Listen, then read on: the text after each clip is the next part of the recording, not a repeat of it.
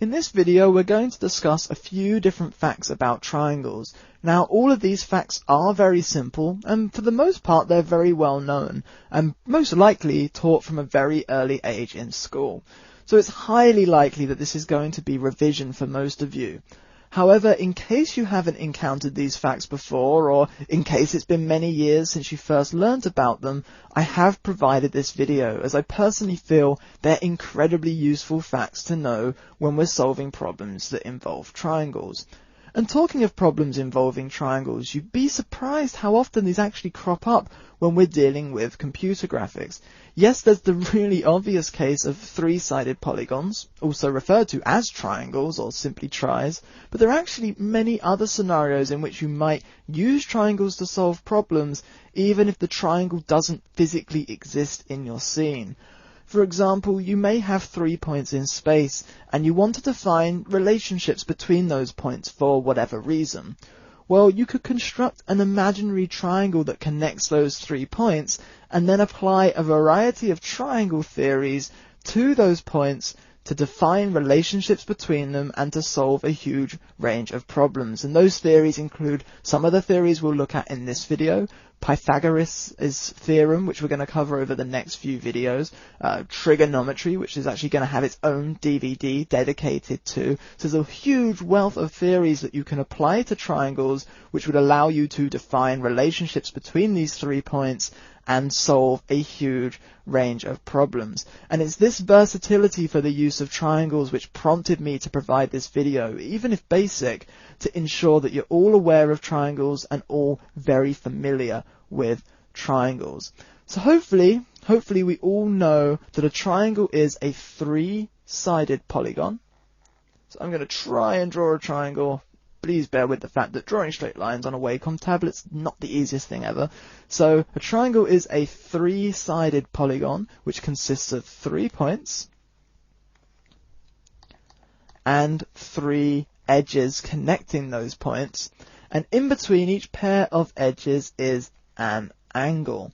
Now, because these angles exist inside the triangle, they're referred to as interior angles. Now, obviously, a triangle has 3 interior angles, and we can label these alpha, beta, and theta. And that's just an arbitrary choice. I mean, generally speaking, yes, Greek letters are used to label angles in mathematics, but my choice of alpha, beta, and theta was just an arbitrary choice. So yeah, it's pretty obvious there are 3 angles inside a triangle. Less obvious, but incredibly useful, is the fact that these 3 interior angles sum to 180 degrees. So alpha plus beta plus theta sum to 180 degrees. Now, without getting into the proof, if you're interested in the proof, search for Euclid's Elements, Book 1, Proposition 29. I can show to you how we come to determine that these 3 angles do add up to 180 degrees. So it basically comes from Euclid's writings on the angles between a line and a pair of parallel lines. So we're going to look at that theory first, and then we're going to see how we can use this to determine that the sum of internal angles in a triangle is 180 degrees. So if we have a pair of parallel lines, and I reckon the line tool is going to be my best bet for getting these nice and parallel. So if we have a pair of parallel lines and then another line that intersects these 2 lines, then there's actually a known set of relationships between the angles that we can find on this diagram. So let's start with this angle here, and let's call this angle alpha. Well, if this angle is alpha and this angle is beta, well, Euclid showed us that this angle would therefore be alpha and this angle would therefore be beta. And he also showed us that if this is how a line intersects another line, well, if that line intersects another line parallel to it, the angles down here are going to be the same as the angles up here. So that means we have another alpha, another beta, another alpha, and another beta.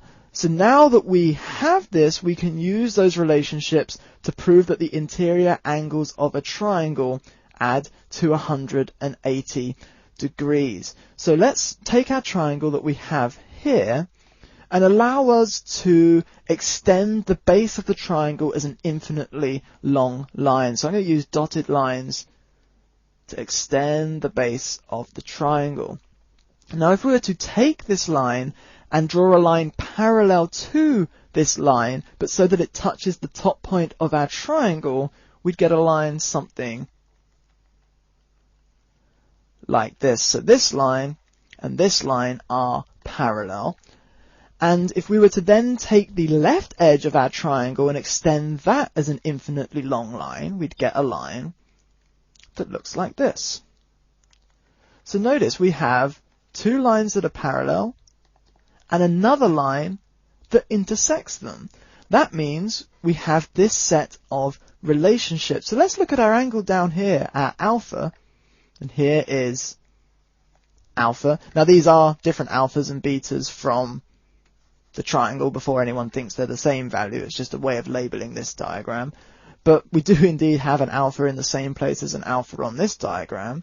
That means this angle here is also going to be alpha.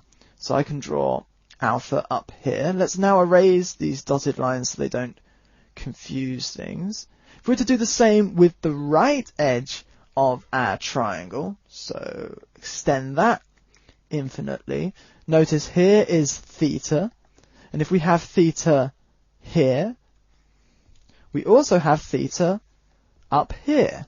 So this would be theta. So notice underneath this top line that runs parallel to the base of our triangle, we have three angles: alpha, beta, and theta.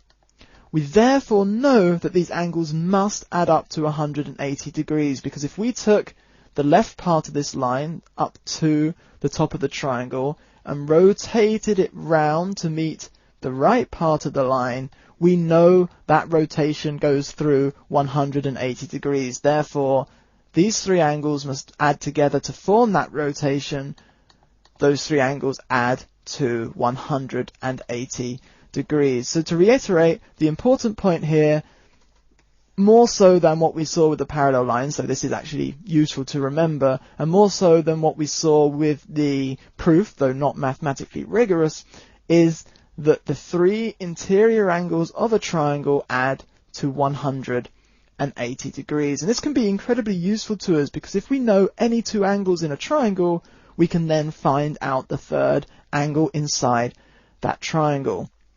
So let's move on and look at some more facts and theories relating to triangles. And there are some special types of triangles. If all of the interior angles of a triangle are equal, then that triangle is known as an equilateral triangle. That's spelled E-Q-U-I-L-A-T-E-R-A-L. So an equilateral triangle. I'm going to try and draw a rough equilateral triangle, perhaps using the line tool. So it would be something kind of like this. So this is an equilateral triangle, and the only case where all interior angles inside a triangle are going to be equal, because there's three of them and they must add to 180 degrees, the only case is when each angle is 60. So inside an equilateral triangle, each of the angles is 60 degrees. And because all of the angles are equal, all the sides of an equilateral triangle must be of an equal length. So I could say all of these are of length L. They all must have the same length. And hopefully you can see that if we were to change the length of any one side to then form that triangle, we're going to be changing angles, and because we're changing angles, it would therefore not be an equilateral triangle anymore. So whilst we can actually prove this mathematically using trigonometry, since we haven't covered trigonometry in this training series yet, I'm not going to get into the proof here, but basically because all three angles must be equal, the lengths of all three sides must also be equal. So that's an equilateral triangle, and it has three interior angles, all the interior angles equal to one another. But if a triangle just has two interior angles that are equal, it is known as an isosceles triangle. That is spelled isosceles, isosceles triangle. And again, that's when two of the interior angles are equal. So let's try and draw an isosceles triangle that accentuates that. So I'm going to do something like this. So that should work. It's not perfect, but hopefully if you bear with me, we could imagine that this angle and this angle are the same, equal to alpha, and that this angle is different, equal to theta. And whereas with an equilateral triangle, all of the angles being equal meant that all the sides must be of equal length, here, because two of the angles are equal, it means that these two sides that sort of join to form the third unequal angle, these two sides must be of equal length. But this side between the two angles that are equal is of different length. So notice that we could change the length of the base of our triangle. We could make this wider or narrower. And in doing so, as long as we kept the point at the top of the triangle in the middle, sort of perpendicular to the middle of the base, we would change both of the angles, all of the angles in the triangle, but these two angles would stay the same. So what I'm trying to get at there is that we could take, whoa, that was kind of crazy. We could take a base like so and have a triangle like so. And we could say that although all the angles would change by extending the base, these two angles are still equal, and this angle would still be different, and these two sides would still be equal to one another. So by changing the length of the base, we would affect all three angles, but both of the alphas would remain equal. However, if we were to change either of these two sides, those angles would not be able to remain equal. Again, this can be proven with trigonometry. I'm not going to get into the proof. I just kind of want to relate why the lengths of the edges are directly tied into the equality of the angles. So that's an isosceles triangle. There's actually a third type of triangle that is of significance, and that's a triangle where one of the interior angles is 90 degrees. Now, in England, this is referred to and known as a right-angled triangle, but in America, I'm led to believe that it's actually known as a right triangle. So we have a right-angled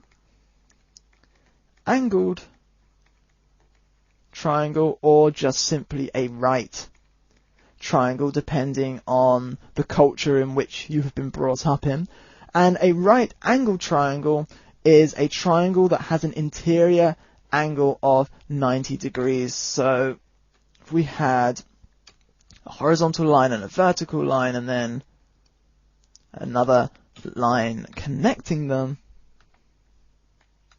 this interior angle right here, because this line is horizontal and this line is vertical, that interior angle is going to be 90 degrees. And there's a common mathematical notation to show that an angle which is basically show that an angle is 90 degrees, and that's to draw a small square inside the angle. So if you ever see two lines meeting and they have a square drawn between them, that means even if in the diagram they don't look like 90 degrees, that is telling you explicitly these two lines join at a right angle. They're perpendicular to each other. The angle in between them is 90 degrees.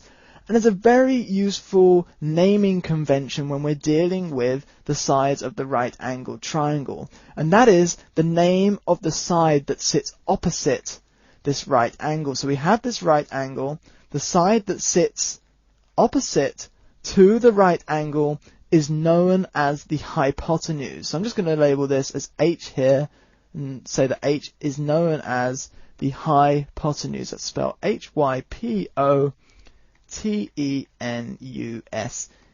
So the hypotenuse is the edge in a right angled triangle that sits opposite the right angle. And this side also happens to always be, always, in any right angled triangle, it is always the longest side of that triangle. It's always longer than this side, which I could label A. This side I could label B. That's just arbitrary names. There's no convention there.